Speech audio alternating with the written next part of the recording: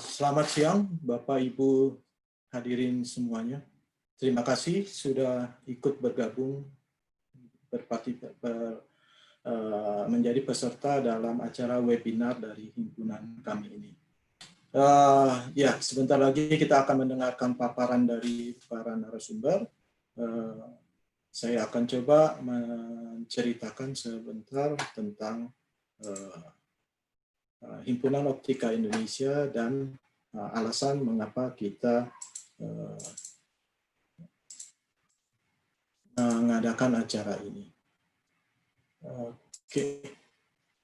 Oke, nama himpunan kita cukup klasik kedengarannya, yaitu Himpunan Optika Indonesia.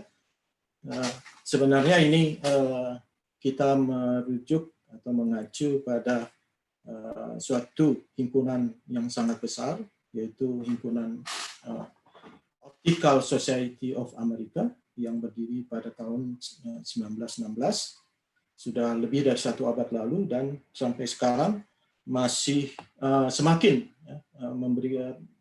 memberikan kontribusi yang besar dalam perkembangan dunia dan teknologi di bidang optik, atau mungkin dalam istilah sekarang disebutnya photonics. Himpunan Optika Indonesia tidak terlepas dari serangkaian kegiatan yang pernah ada sebelumnya, yaitu kegiatan pertukaran dan pengiriman mahasiswa pasca sarjana ke beberapa universitas di Eropa, diawali ke University of Twente.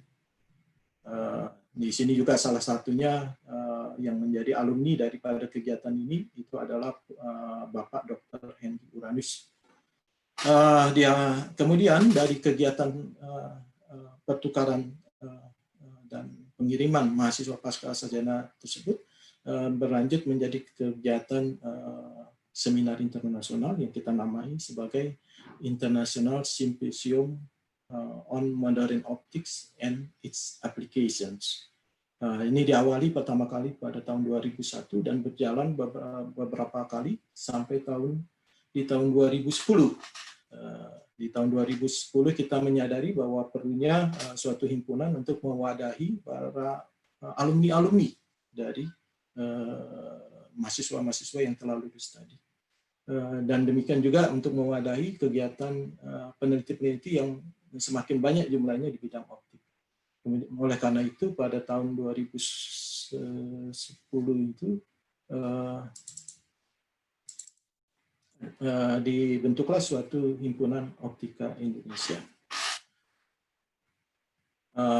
Ya, tentu ini diprakarsai oleh almarhum Profesor Chia Mai-on ketika masih aktif pada saat itu.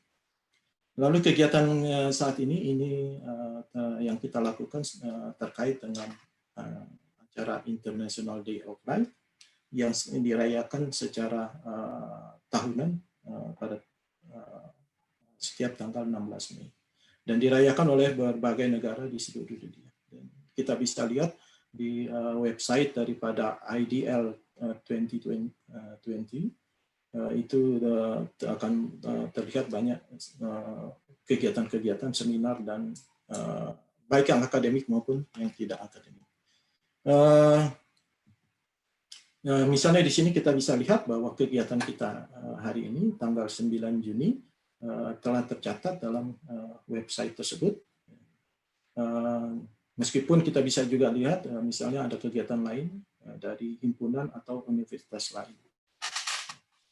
Misalnya ini pada tanggal 16 dan 17 Mei dilaksanakan oleh ITS di Surabaya. Oke, kalau kita lihat judul topik kita hari ini itu adalah Optics and Photonics for Fighting COVID-19 and for Healthy Life. Mungkin kita akan bertanya-tanya, apa sih kaitannya optics dan photonics itu pada bidang kesehatan? Oke, mungkin kita bisa lihat sebentar bagaimana milestone atau timeline perkembangan sains dan teknologi daripada bidang optik ini. Ya, ini secara formal bisa dikatakan perkembangan optik diawali oleh hasil dari penelitian Ibnu al-Haytham yang mengatakan bahwa cahaya atau bayangan yang kita lihat, image yang kita lihat itu hasil daripada pantulan berkas cahaya yang masuk ke dalam mata kita. Kemudian kita juga bisa lihat kemudian beberapa fathers of optics seperti Huygens, Newton, Young, Maxwell, Einstein, yang kita tahu ini mereka yang membangun konsep teori dasar cahaya sebagai gelombang elektromagnetik dan foton. Bersama dengan itu juga muncul beberapa inovasi dari mulai teleskop, mikroskop, lampu Edison, dan yang membuat revolusioner misalnya lasers, yang kemudian penemuan penemuan ini dijadikan sebagai International Day of Light yang kita rayakan saat ini. Kemudian optical fibers, kemudian dari sini kita lihat banyak teknologi yang kita temukan sehari-hari yang kita gunakan, manfaatkan terkait dengan optoelectronics, optical communication, hingga virtual reality, juga termasuk mobile broadband, kemudian yang kita bisa gunakan saat ini Zoom tidak bisa kita manfaatkan kalau tidak ada backbone fiber optics. Kemudian ada photonics, plasmonics, dan bahkan ke bidang biomedical, termasuk seperti laser surgery, biomedical optics, optical biosensor. Jadi optik dan photonics itu merupakan suatu bidang interdisiplin yang bisa menjawab problem global dan era disruptif saat ini.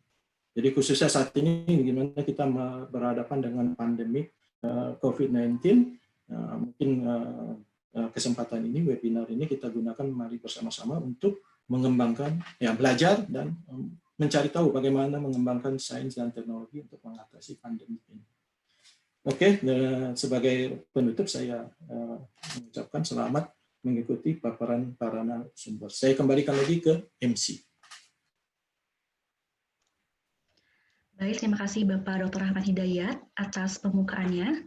Selanjutnya mari kita lanjutkan ke sesi pemaparan yang pertama dari Profesor Bambang Kuswandi mengenai optical biosensor for COVID-19 dengan moderator Bapak Dr. Ahmad Hidayat. Saya persilakan.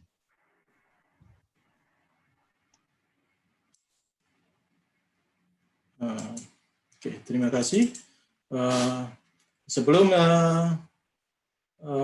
memulai acara sesi pertama ini, saya coba memaparkan sekilas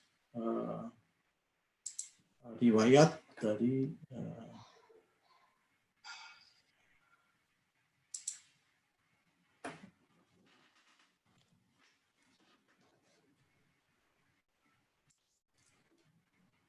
CV dari Pak Bambang Kuswandi. Ya, mudah-mudahan sudah muncul ya. Oke.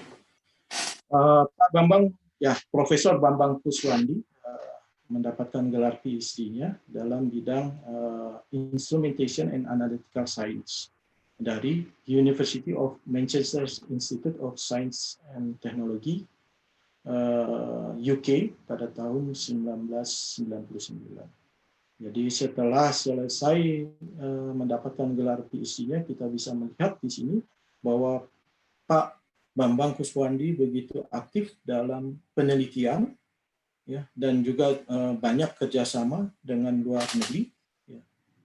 Misalnya dengan Departemen Chemistry University of Florence di Italia, kemudian juga dengan MESA Research Institute dari University of Twente di The Netherlands, juga dengan misalnya di suatu kelompok atau departemen di Georgia Institute of Technology USA. Kemudian juga banyak pengalaman beliau menjadi visiting professor, jadi bisa dikatakan Pak Bambang itu merupakan peneliti pada level internasional. Kemudian kalau kita lihat juga bahwa H indeks daripada Pak Bambang ini sangat tinggi, yaitu H indeksnya adalah 21 dengan jumlah citasi lebih dari 1.400. Jadi kami sangat senang hari ini bisa mendengarkan presentasi Pak Bambang. Dan Pak Bambang bersedia menjadi webinar kami. Oke, waktu dan tempat saya serahkan ke Pak Bambang. Baik, Assalamualaikum warahmatullahi wabarakatuh. Mohon maaf, kedengaran ya suara saya? Terdengar, Mbak, jelas, Pak. Oke, terima kasih. Terima kasih pada Pak Rahmat Hidayat yang telah mengintroduksi saya. Dulu saya kenal Pak Rahmat ketika sama-sama masih cari dana di Torai ya. Sama-sama dana di Torai, alhamdulillah sama-sama dapat gitu.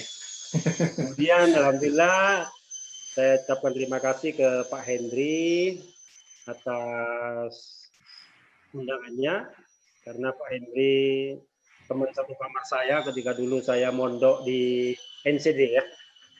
Jadi alhamdulillah kita bisa bertemu di sini. Saya akan coba share screen yang saya punya, moga-moga bisa.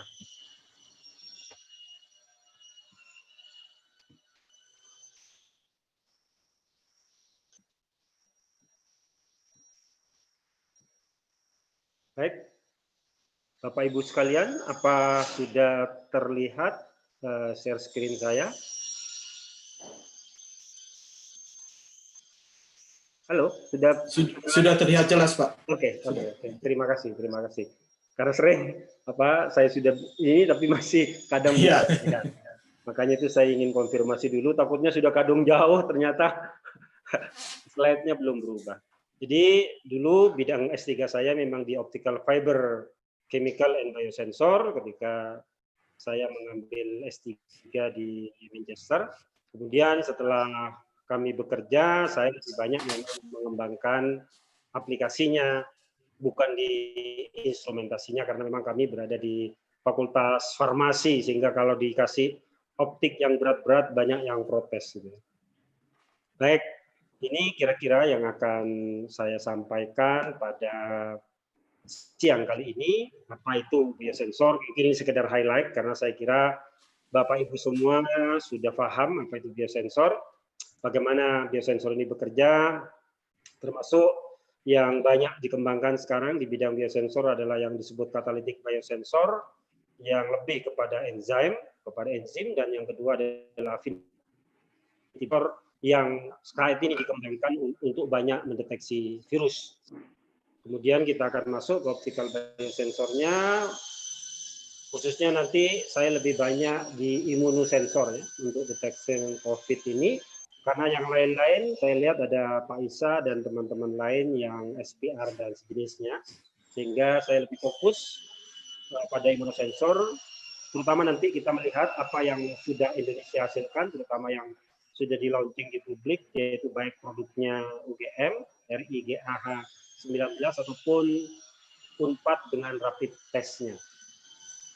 Jadi secara definisi bisa kita simpulkan bahwa biosensor adalah piranti atau device analisis yang di situ berisi biological material, bisa enzim dan sejenisnya, yang ketika bereaksi dengan sampel, maka kita akan bisa melakukan apa yang kita kenal dengan physicochemical transducer dengan berbagai jenis transducer, sehingga bisa kita katakan biosensor adalah bioreceptor and transducer. Ini gambarannya secara singkat. Jadi kelebihannya memang di biosensor ini dia selektivitasnya lebih bagus dibanding dengan chemical sensor. Ini secara prinsipal, jadi kita bisa pakai antibody sebagai biorecognition-nya sel, enzim, nucleic acid, tisu, mikrob, ataupun yang saat ini banyak dikembangkan oleh teman-teman, terutama di kimia, yaitu dengan yang dikenal dengan MIP ya, molecular implanted polymer. Nah, sementara teman-teman di optik khususnya, tentu kita lebih banyak di transducernya biasanya. Pekerjaannya mulai dari light, photon counternya, ataupun elektrod, pHing, ataupun juga heat, juga termistor dan berbagai jenis transducer yang bisa kita lihat. Jadi ini kira-kira biosensor. Nah, enzim ini menjadi kata kunci di banyak pengembangan biosensor, karena enzim secara molekuler bisa digunakan untuk memotong berbagai DNA contohnya ya. Dan tradusernya seperti di sini akan banyak, bisa kita lihat mulai optical, visual electrical, electrochemical, dan ataupun juga colorimetry. Baik, saya lanjutkan. Nah, di sini kalau Bapak Ibu lihat di transducer ini mulai dari magnetic, optical, electrochemical. Nah, mungkin teman-teman di Himpunan Optikal Indonesia ini, Optika Indonesia, mungkin kita lebih banyak bekerja di sini. Nah, dan yang paling gampang sebenarnya yang banyak kami kembangkan karena memang peralatannya sangat simpel sekali, yaitu apa yang kita kenal dengan kolorimetri. Bahkan bisa dengan menggunakan mata telanjang. Ini prinsipnya berbagai jenis biosensor disebut katalitik ya karena memang yang dilihat adalah kerja dia sebagai katalisisnya, baik itu enzim ataupun sel pun juga enzim di dalamnya yang dilihat ataupun juga tisu juga enzim dan lain sebagainya.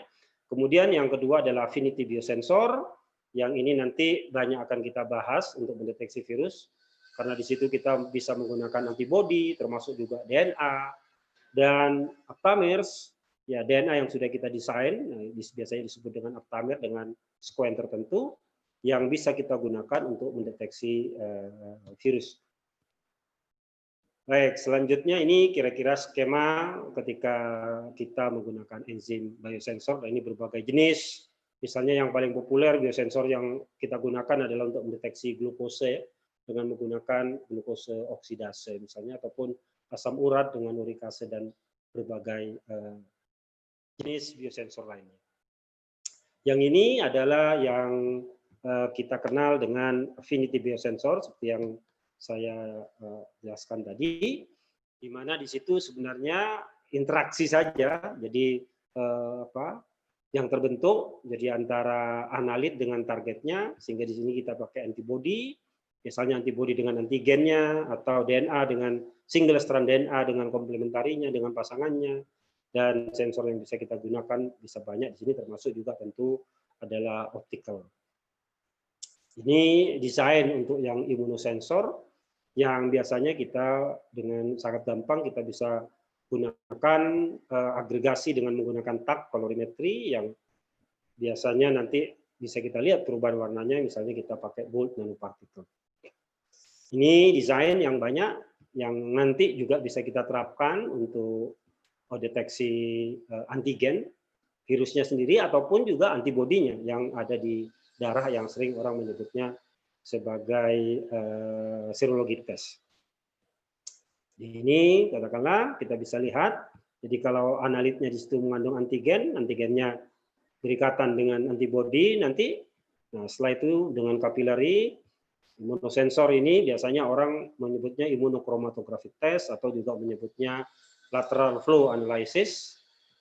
Nah, kemudian nanti kita bisa melihat kalau muncul di sini biasanya tagnya kita banyak orang sekarang menggunakan gold nanoparticle. Demikian juga dengan DNA biosensor gitu ya. Jadi ini juga kita bisa lihat.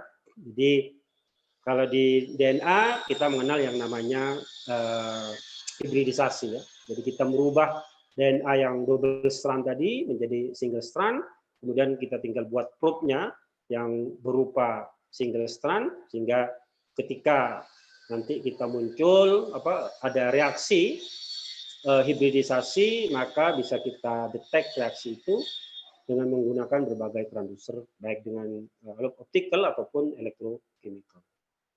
Ini contohnya misalnya kita punya probe single strand. Nah, kemudian ada DNA dari virus misalnya yang kita detek, bisa kita deteksi dengan menggunakan ini, kemudian kita tambah penguat signal misalnya sehingga bisa kita cek gitu ya, ada indikator penguat signalnya sehingga bisa kita cek baik secara optical maupun dengan electrochemical. Ini salah satu contoh DNA biosensor. Kita pakai elektrode yang sudah diimobilisasi DNA di situ. Ini, nah kelebihannya memang lebih simpel ya. Jadi cuma dia butuh PCR karena memang PCR ini dibutuhkan untuk menduplikasi DNA yang ada supaya bisa terdetek. Sebab kalau tidak diduplikasi, DNA yang ada itu sangat sedikit sehingga mungkin tidak masuk ke threshold daripada peralatan yang kita detek. Nah, ini kemudian nanti bisa kita gunakan. Nah, aplikasinya bisa kita bagi saat ini baik di bidang non clinical ataupun di bidang clinical tentunya gitu ya. Ada banyak seperti di sini baik deteksi penyakit ataupun juga deteksi penyakit infeksi ataupun juga penyakit karena degeneratif. Ini beberapa peralatan yang biasa mungkin Bapak Ibu lihat baik itu glukobiosensor ataupun juga tes kehamilan misalnya ya. Nah, orang banyak menggunakan pendekatan dengan molekular biosensor yaitu menggunakan FISH. Di situ juga kita menggunakan optik biasanya pakai fluoresan. Ini contohnya misalnya yang paling banyak kenapa saya katakan di optik ini yang luar biasa itu justru karena adanya color ya. Jadi yang kita sebut dengan colorimetric tadi ya. Dengan precartin test jadi tanpa bahkan instrumenless bisa kita cek dengan mata telanjang dan yang lain ya bisa dengan menggunakan metode biosensor yang lain sehingga kita bisa mendeteksi secara kuantitatif.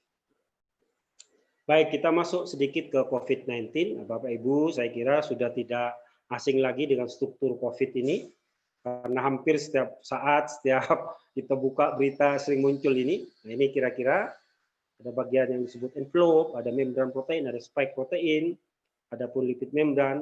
Di kami sekarang saat ini lagi mencoba mengembangkan imunosensor yang bisa berinteraksi mendeteksi spike protein ini. Jadi dari sisi scheme yang bisa kita kembangkan, yang pertama kita bisa mendetek virus partikelnya yaitu antigennya, bisa dengan menggunakan antibody. Karena yang spesifik antigen dengan antibody tadi skemanya dengan affinity. Atau kalau kita mau menduplikasi, ya kita bisa pakai DNA-nya tadi, yang penting kita sudah punya. Alhamdulillah sekarang Indonesia sudah punya squan COVID yang versi Indonesia yang sudah disubmit oleh Ijman dan juga dari kawan-kawan di Universitas Airlangga. Nah, yang lain juga kita bisa mendeteksi antibodinya, terutama kalau di darah, ataupun juga bisa pakai sel. Nah, yang banyak sekarang dikembangkan justru yang virus partikel ataupun yang nomor 2 ini, A dan C.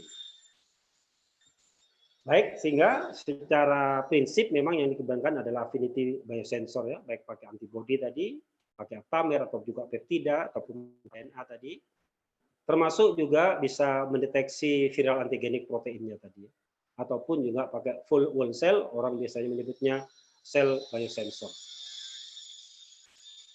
Nah, di COVID ini yang banyak sekarang dikembangkan itu adalah dua ya, tapi semuanya basisnya adalah affinity. Yang pertama mendeteksi virusnya secara langsung, baik dengan menggunakan DNA protein ataupun dengan menggunakan spike protein ataupun juga antigen virusnya.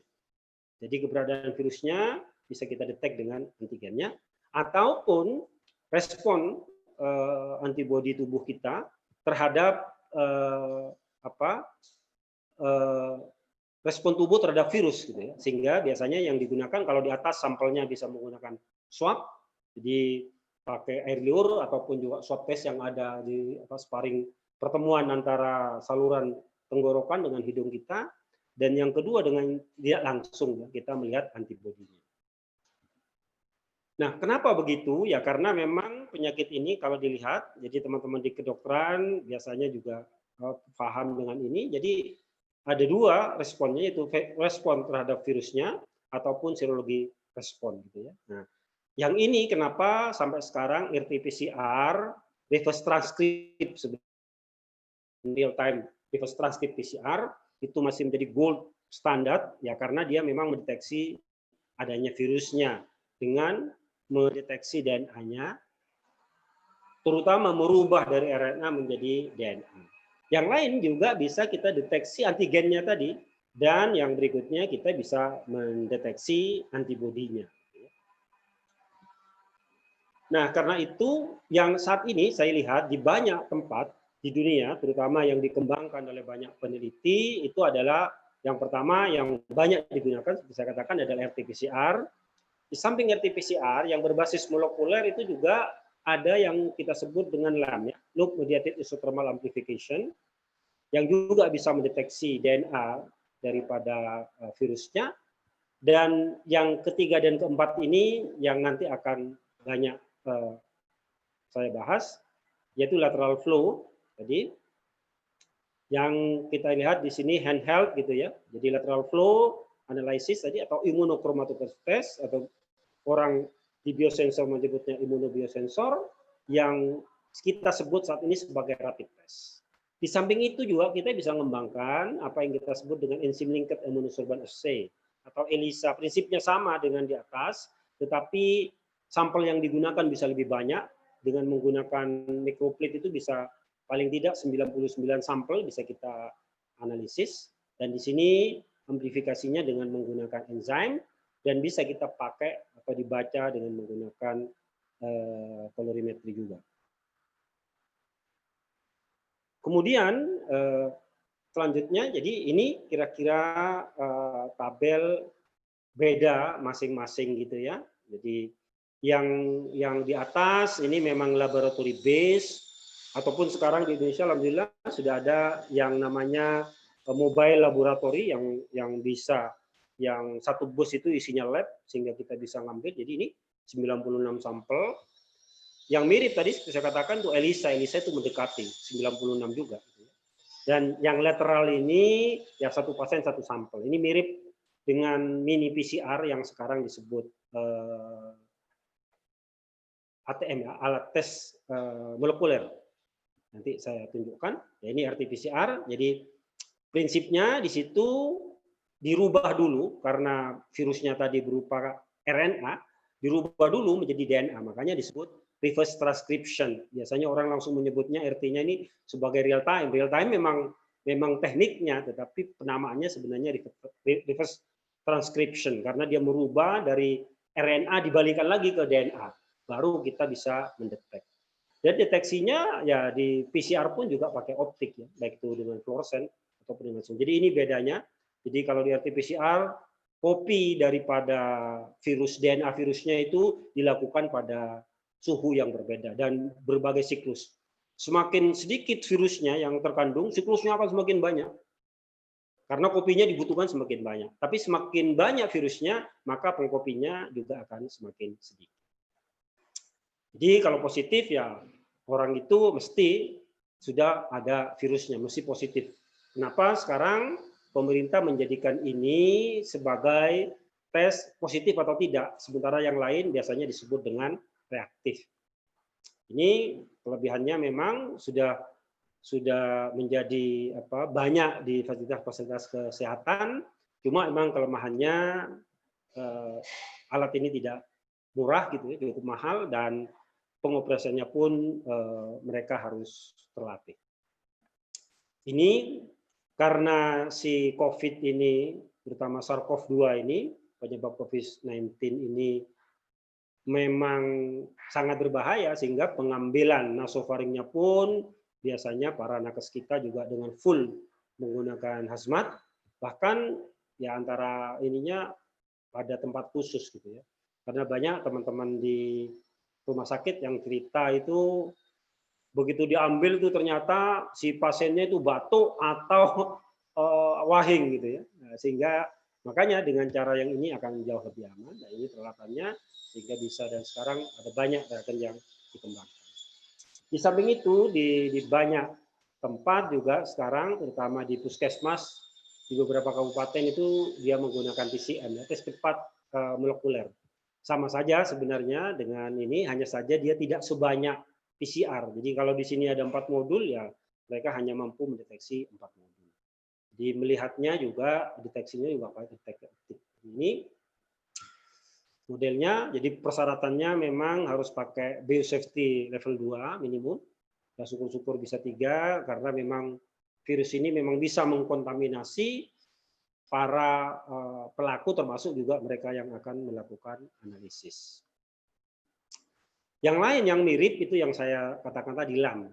Apa bedanya? Nah, LAM itu pengkopian DNA daripada virus itu dilakukan pada temperatur yang konstan gitu ya.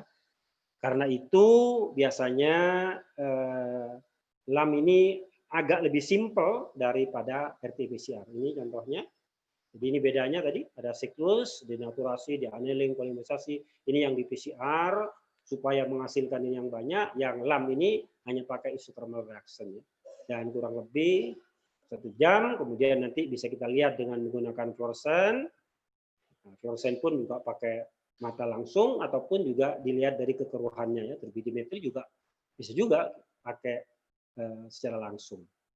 Ini modelnya kalau pada PCR, kalau pada LAM dengan menggunakan sampel COVID, bisa Bapak Ibu lihat amplifikasi di sini, kemudian nanti kalau yang positif akan muncul fluoresennya akan keluar seperti ini.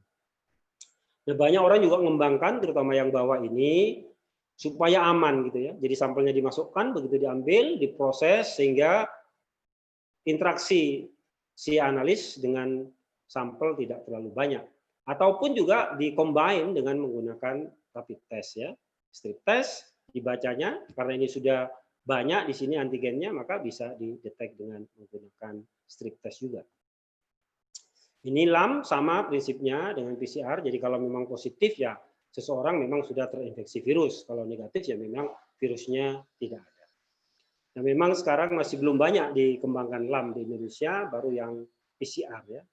Baik, berikutnya yang ini banyak dikembangkan di beberapa lab di Indonesia, termasuk di lab kami mencoba apa yang disebut dengan antibody test, itu lateral flow assay gitu ya, di mana dia mendetek antibody gitu ya untuk virus. Ya, ini yang darah. Tapi kalau yang swab tadi kita bisa juga mengembangkan untuk mendeteksi antigennya.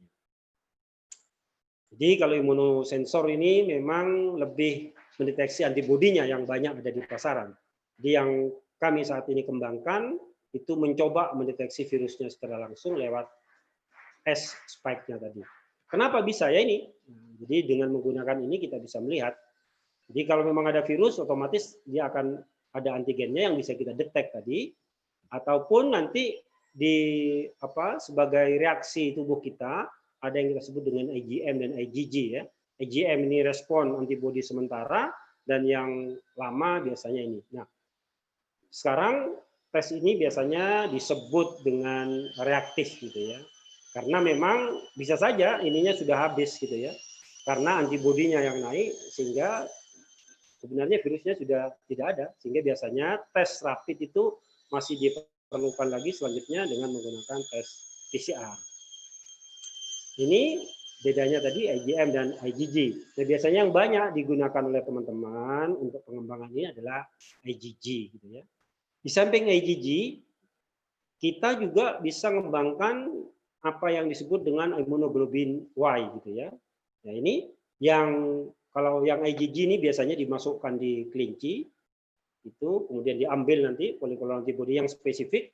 Jadi di tempat kami sudah mencoba menggunakan rekombinan protein disuntikkan ke kelinci supaya nanti kelincinya keluar antibody. Nah, IgG ini. Nah, yang lain, yang IgY tadi bisa kita gunakan lebih simpel lagi yaitu dengan menggunakan egg yolk, gitu ya, memakai kuning telur, sehingga bisa lebih cepat gitu ya. Ini kelebihannya high quality. Nah, sama juga dengan cara disuntik dengan menggunakan misalnya kita bisa menggunakan protein yang spesifik, rekombinan protein yang spesifik untuk COVID. Yang alhamdulillah sekarang urutan DNA-nya sudah ada di Benggin, sehingga kita tinggal mengambil di sana, kemudian kita terutama yang isolat atau spesifik Indonesia. Nah, modelnya seperti ini, nanti ada sampel part gitu ya, kemudian ada conjugate part di mana nanti kalau sampelnya di situ mengandung antigen akan bereaksi dengan antibodi yang ada di sini, plus nanti biasanya kita tambahkan dengan tag atau pewarna supaya muncul warnanya. Kemudian nanti di sini ada IgM yang diimobilisasi dan di sini IgG, sehingga kalau tiga garis ini muncul berarti dia antibodinya memang sudah keluar gitu ya. Kalau memang tidak muncul, berarti memang bisa saja dia negatif, tidak reaktif artinya kalau saat ini untuk membedakan dengan yang menggunakan PCR. Jadi cukup cepat gitu, hanya 10 sampai 15 menit kita sudah bisa memperoleh hasilnya. Ini kira-kira desainnya. Jadi Bapak Ibu bisa lihat ada flow, tinggal dimasukkan. Nah kalau tadi kita mau mendeteksi langsung virusnya, ya kita tinggal pakai saliva, swab tadi, supaya lebih yakin pakai swab gitu ya. Kemudian nanti di sini biasanya ada conjugate pad, yang di situ biasanya pakai gold nanoparticle untuk memudahkan nanti ketika ketemu di sini lagi, maka dia terjadi aglutinasi yang akan memunculkan warna biasanya merah dari gold tadi, gold nanoparticle. Nah, ketika ketiganya ini berarti dia memang reaktif. Salah satunya pun misalnya salah satu muncul juga reaktif gitu ya. Artinya berarti ada sampel virus yang masuk, ada apa? SARS-CoV-2 atau COVID-19 yang masuk ke tubuh kita gitu ya. Ini kira-kira kelebihannya sangat cepat, kemudian juga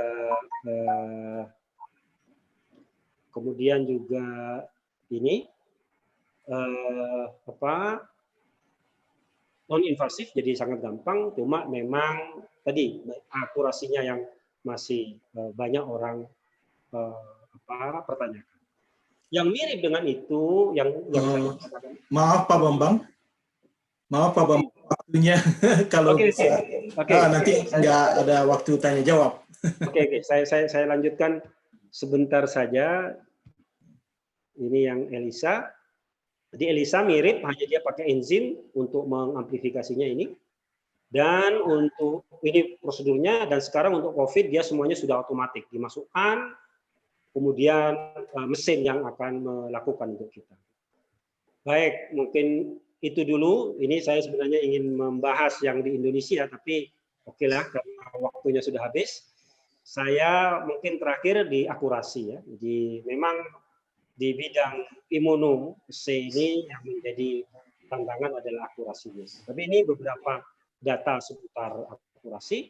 Sebagai akhir, jadi kita bisa mengembangkan keempatnya tadi, termasuk mungkin nanti yang akan dibicarakan oleh teman lain Pak Isa ya. Jadi SPR mungkin bisa juga dimasukkan di sini. Dan kombinasi keempatnya misalnya tentu akan bisa kita gunakan untuk memanajemen pasien ataupun juga mengontrol populasi pandemi. Baik, mungkin itu yang bisa saya sampaikan, kurang lebihnya mohon maaf. Assalamualaikum warahmatullahi wabarakatuh. Terima kasih.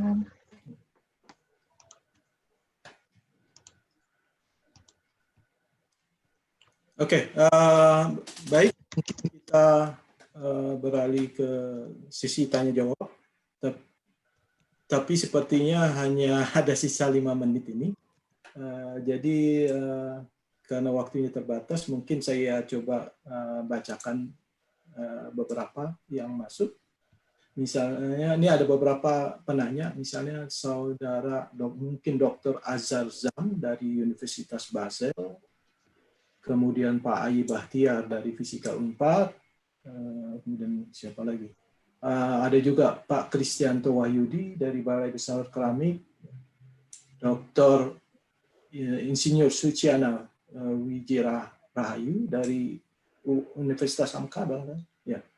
Kemudian juga dari Bu Nur Habibah, Poltekkes Denpasar. Ya, mungkin ada banyak beberapa pertanyaan lagi dan tidak bisa saya sebutkan. Jadi pertanyaan yang dominan itu adalah mengenai akurasi yang seperti Bapak bilang tadi. Jadi bagaimana meningkatkan akurasi? Apakah teknik optical biosensor bisa meningkatkan akurasi? Juga mempercepat ya, karena misalnya dalam masa pandemi berbagai kegiatan banyak menjadi tertunda karena butuh waktu yang lama untuk mendapatkan hasil. Kemudian ada pertanyaan, itu Pak ya, masalah akurasi. Kemudian ada pertanyaan, apakah yang lem itu sudah dicoba? Tadi kalau saya dengar Bapak sudah mempresentasikan bahwa lem sudah dicoba secara laboratorium di lab Bapak ya. Apakah itu bisa menjadi metode standar nantinya? Mungkin itu dulu Pak. Saya silakan Bapak untuk menjawab. Baik. Terima kasih. Untuk akurasi, mungkin saya coba share di sini. beberapa ini ya. Oke, moga-moga bisa share screen.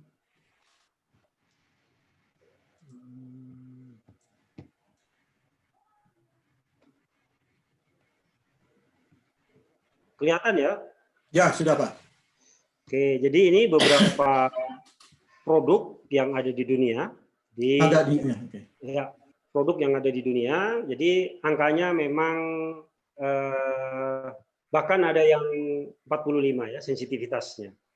Gitu ya. Tapi dia spesifiknya 100. Jadi memang akurasi ini combine antara sensitivitas dan spesifisitas. Gitu ya. Ya ini tentu penentunya itu dari salah satunya itu adalah dari antibodi yang kita kembangkan. Gitu ya.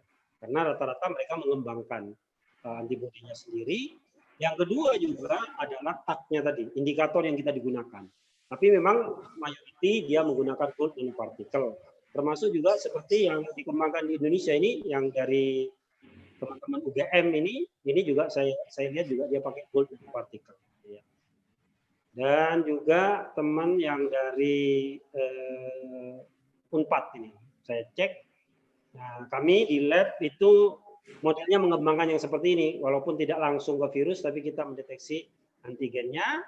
Kita pakai bukan IgG, tapi IgG yang kita kembangkan dengan menggunakan rekombinant protein yang kami suntikkan ke kelinci. Ini masih dalam taraf pengembangan, moga-moga akan sukses ininya, produksi antibodinya.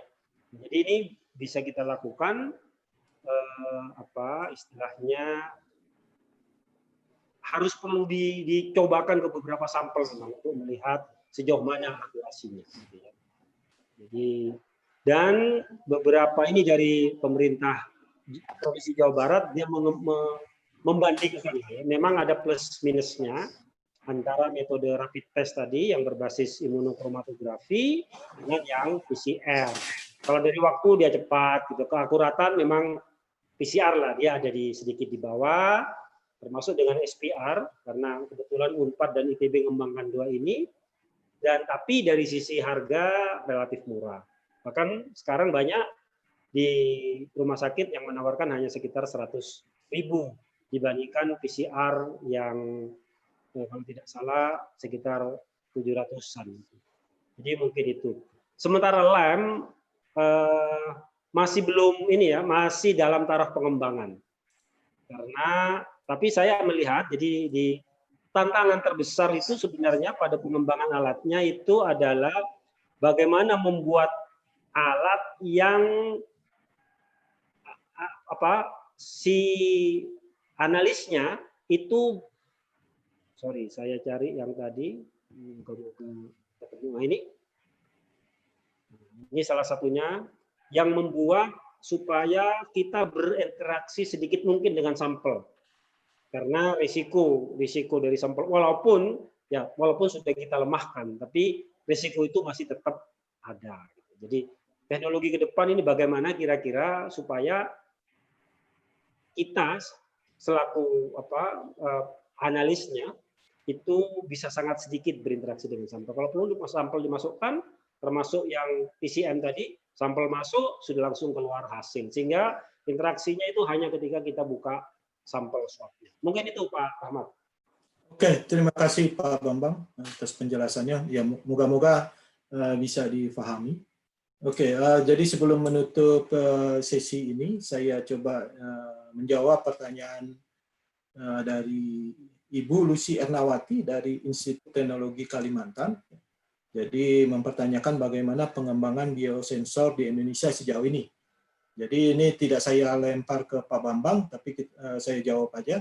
Kalau lihat dari paparan Pak Bambang tadi, sudah banyak laboratorium di universitas yang telah mengembangkan biosensor, termasuk khusus yang untuk COVID ini.